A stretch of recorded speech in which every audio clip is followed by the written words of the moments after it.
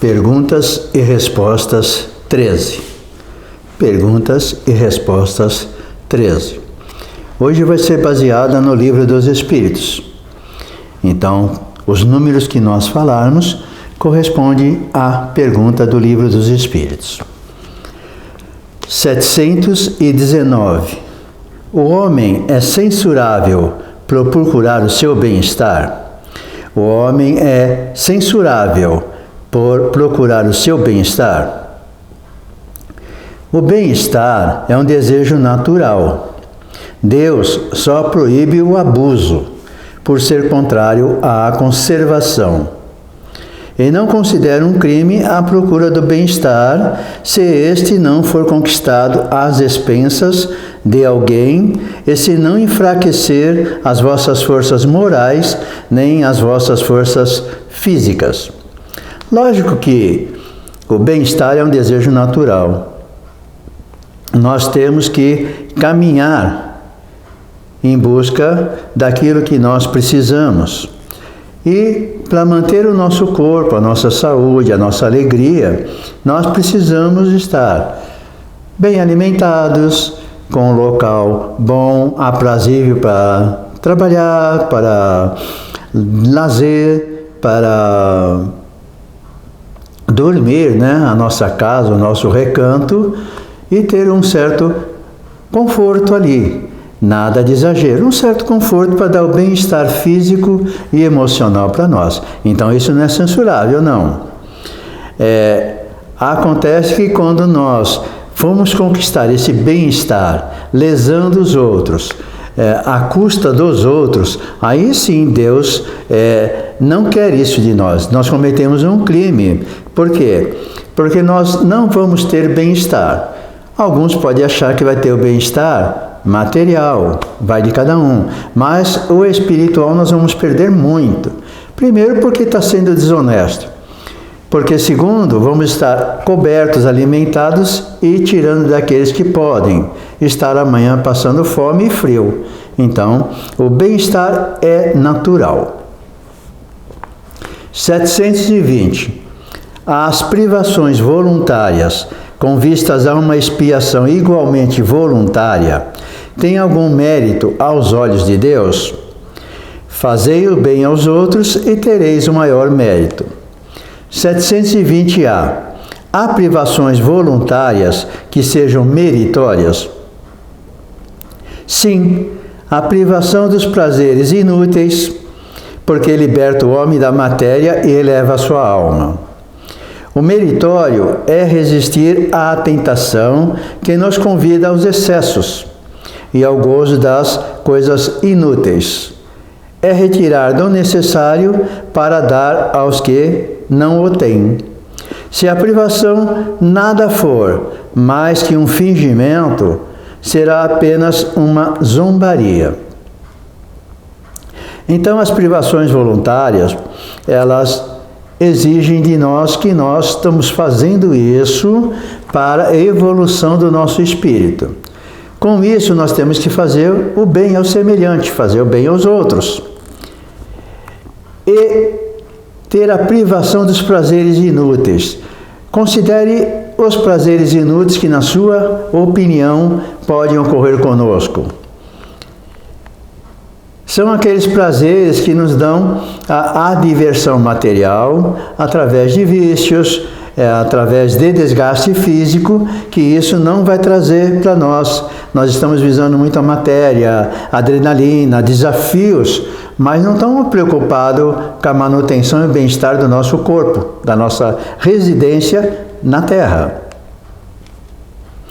E nós temos mérito de resistir à tentação, que nos convida a esses excessos e o gozo das coisas inúteis. Então, todos nós procuramos sempre prazer em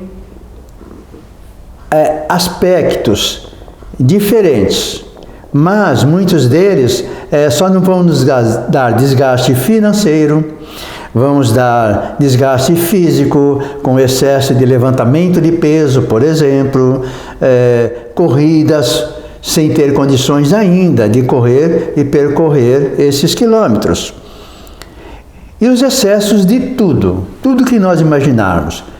Alimentação, diversão, lazer, tudo que for em excesso só nos faz mal.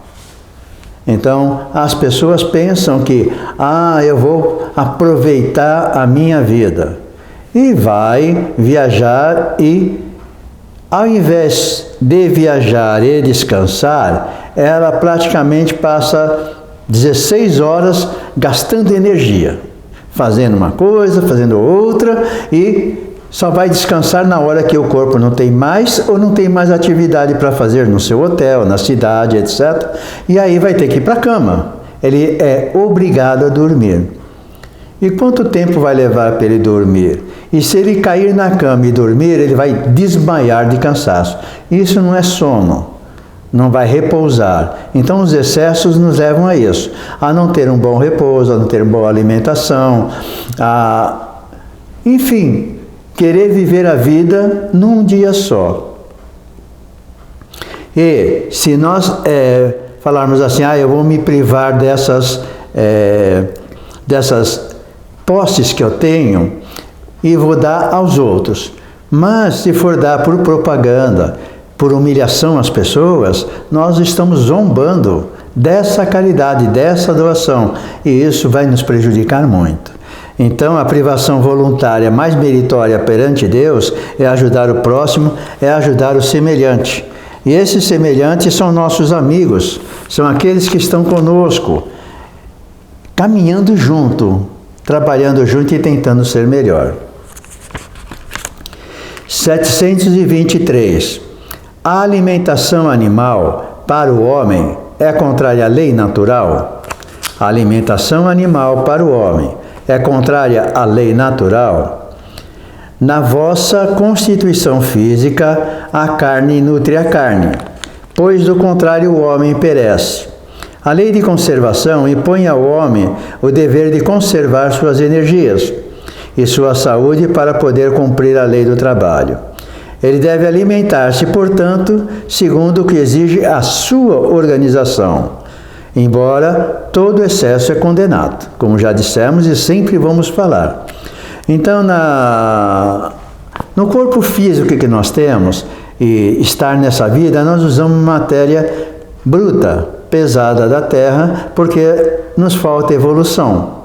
Então, nós temos um corpo, vamos dizer assim, pesado. Pesado da matéria da Terra, não tão sublime como de muitos espíritos que aqui estiveram. Missionários que passaram aqui, o corpo era mais sutil. Embora, para muitas pessoas, pensem assim, mas se era de uma qualidade melhor da matéria da Terra para compor o corpo, por que eles morreram doentes, debilitados, com doenças terríveis? Isso é uma amostra do que é realizar as tarefas com dor. Essa dor que nós imaginamos, ela não existe para essa pessoa na proporção que nós estamos jogando. Por quê? Porque se ele fizesse a sua tarefa e não sentisse nada de dor, fosse um corpo saudável, como deveria ser, melhor que o nosso, nós falamos assim, também não teve nada, não teve doença, não teve dificuldade. E é por isso que os missionários sofrem. Sofrem sim por causa disso, porque pela nossa descrença em crer que as pessoas boas têm que sofrer para ser exemplo de virtudes. A virtude não está no sofrimento, está na aplicação das qualidades da pessoa, da nossa qualidade. Só que nós seremos vistos por farsantes, mas se nós quisermos deixar um exemplo ao mundo, normalmente nós vamos ter que fazer essas tarefas com limitações de saúde principalmente. Então, essa lei de conservação impõe ao homem, nós, que se alimentemos da carne. Algumas pessoas podem não ter essa necessidade, devido à sua composição física, mas ela vai ter que se nutrir de elementos que vão suprir a falta da carne. Então, as pessoas deixam, por exemplo, de comer carne porque, eu aprendi no Espiritismo ou em qualquer dieta que carne é prejudicial, principalmente a carne vermelha. Então, o que acontece? Na sua composição, você até ontem comia carne.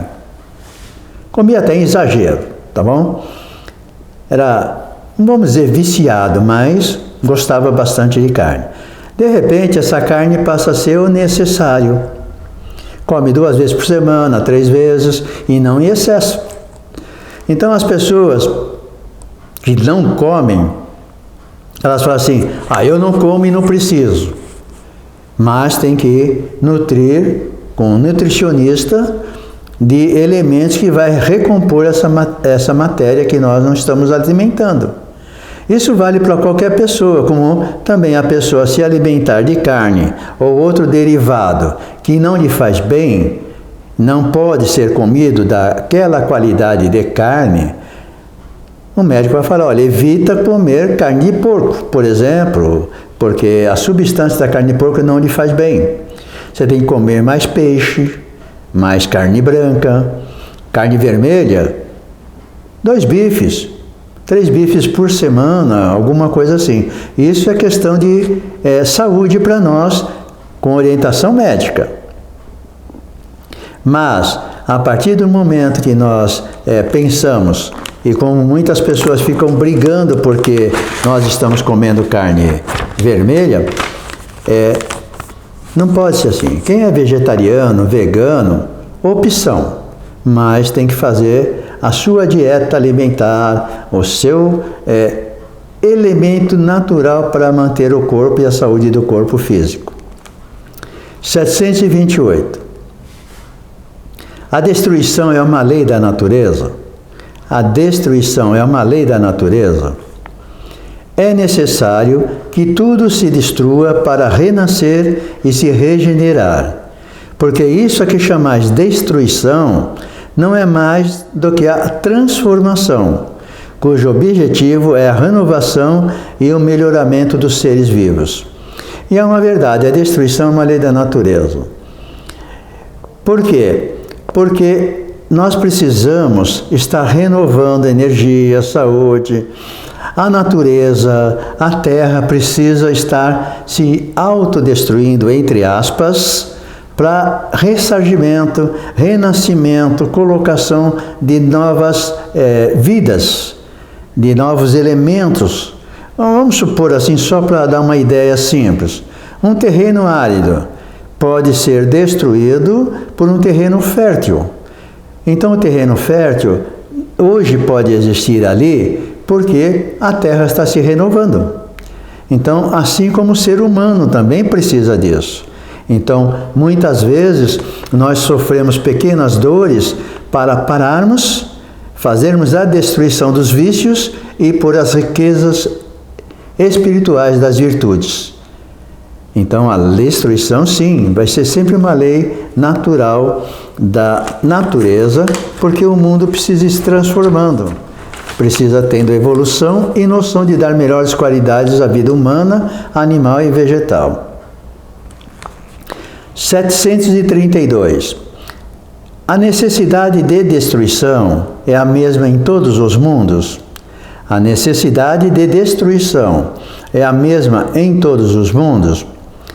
Ela é proporcional ao estado mais ou menos material dos mundos e desaparece num estado físico e moral mais apurado.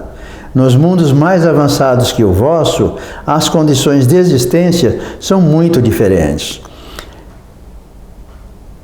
Então, essa necessidade vai ser de acordo ao mundo que estamos vivendo. Um mundo mais sociável, mais cuidadoso com os elementos da natureza, não há tanta necessidade de destruição necessária. Vai ocorrer de acordo com a necessidade dos tempos, que é renascer, remodelar, refazer-se. Mas não é tanto como nos planetas que são muito duros, muito inflexíveis, às vezes, pelos seus comandantes, que provocam até destruição desnecessária, mas a natural sempre vai ocorrer. 733. A necessidade de destruição existirá sempre entre os homens da terra? A necessidade de destruição existirá sempre entre os homens da terra. A necessidade de destruição diminui entre os homens à medida que o espírito supera a matéria. É por isso que ao horror da destruição, vedes seguir-se o desenvolvimento intelectual e principalmente o moral. Então, essa necessidade de destruição, se nós tivéssemos não igualdade moral, intelectual, mas se nós tivéssemos um pouco mais de amor um pelos outros, se não ficássemos presos às coisas materiais e não quiséssemos o poder, a riqueza, no grau que se tem hoje principalmente, nós teríamos mais amizades, reconhecimento aos valores pessoais de cada um nas áreas que estiverem executando, nós estaríamos trabalhando mais em equipes, visando um mundo melhor, visando que as crianças que viessem tivessem um planeta melhor, uma sociedade melhor. Não é uma sociedade que disputa, é uma sociedade que se integra, se interage, respeita os mais capacitados e os mais capacitados respeitam aqueles menos capacitados hoje. Então, vai dar educação, vai dar parte intelectual e vão estar sempre morando sempre, todos, em união, em grupo, em fraternidade. Isso é que faz com que essa destruição seja menor, quando as pessoas se amarem mais. 737. Com que fim Deus castiga a humanidade com flagelos destruidores? Com que fim Deus castiga a humanidade com flagelos destruidores? Para fazê-la avançar mais depressa. Não dissemos que a destruição é necessária para a regeneração moral dos espíritos, que adquirem em cada nova existência um novo grau de perfeição? É necessário vir o fim para apreciar os resultados. Só julgais essas coisas do vosso ponto de vista pessoal e a chamais de flagelos por causa dos prejuízos que vos causam. Mas esses transtornos são frequentemente necessários para fazerem com que as coisas cheguem mais prontamente a uma ordem melhor, realizando-se em alguns anos, o que necessitaria de muitos séculos. Então, nós precisamos avançar, a humanidade precisa avançar. O que é avançar? Ser melhor, realizar tarefas, pensamentos, ideias e projetos melhores para a sociedade, para o ser humano, para a natureza. Enfim, porque é daqui que nós tiramos o alimento, a vida, a saúde, a alegria, o prazer. É desses elementos humanos e da natureza que nós vamos sobreviver sempre. Então, quando nós não conseguimos nos elevar, quando conseguimos ficar só destruindo, a destruição necessária vai ocorrer. E por que nós fazemos que são flagelos? Porque ele diz, nós vamos sentir prejuízos. Esses prejuízos são vários. Perda de pessoas, perda de dinheiro, perda de riqueza, não conseguir realizar nossos projetos, enfim, ter que mudar para uma cidade pior do que a nossa, do nosso local que vivemos. Então, parece muito ruim isso, mas é o que nós precisamos, infelizmente, para dar valor ao que tínhamos. Não amo tudo que eu tenho, mas devíamos dizer, tudo que eu tenho eu amo. Não amo tudo que eu tenho. Ah, vocês estão dizendo que está errado. Entenderam, né? Não tenho tudo que eu amo. Não tenho tudo que eu amo.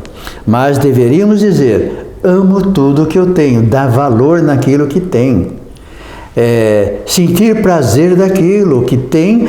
Conquistar mais coisas sim, sem excessos. E que visem o bem-estar de todos. O nosso pessoal, individual e de todos que habitam junto a nós na casa, na sociedade, no trabalho, onde quer que nós vivamos. 738. Deus não poderia empregar para melhorar a humanidade outros meios que não os flagelos destruidores? Deus não poderia empregar para melhorar a humanidade outros meios que não os flagelos destruidores? Sim, e diariamente os emprega, pois deu a cada um os meios de progredir pelo conhecimento do bem e do mal. É o homem que não os aproveita. Enfim, é necessário castigá-lo em seu orgulho e fazê-lo sentir a sua própria fraqueza. Então, o meio que se tem é o que nós já falamos. Deus não castiga, Deus não quer o mal nosso. Diariamente Ele dá tudo para nós fazermos a diferença, o conhecimento. Passar pela fieira do bem e do mal e saber, poxa, isso daqui é mal, não vou tentar repetir no começo, tentar. Depois vai falar, não vou fazer. E aí o que acontece? Nós vamos aproveitar essas lições, essas experiências e não vamos ficar orgulhosos, vaidosos, ambiciosos, avarentos. E nisso o que acontece? O nosso orgulho vai diminuindo, não se impõe. Então, não haveria flagelos nem chamados castigos se nós conseguíssemos ser melhores. Só isso. Fora da caridade não há salvação. Temos que gravar isso em nossa mente, gravar em nosso coração e pôr em prática. 738A. Nesses flagelos, porém, o homem de bem sucumbe, como os perversos. Isso é justo? 738A. Nesses flagelos, porém, o homem de bem sucumbe, como os perversos. Isso é justo? Durante a vida, o homem relaciona tudo ao seu corpo, mas apenas após a morte, pensa de outra maneira. Como já dissemos, a vida do corpo é um quase nada. Os sofrimentos que duram alguns dos vossos meses e dias, nada são.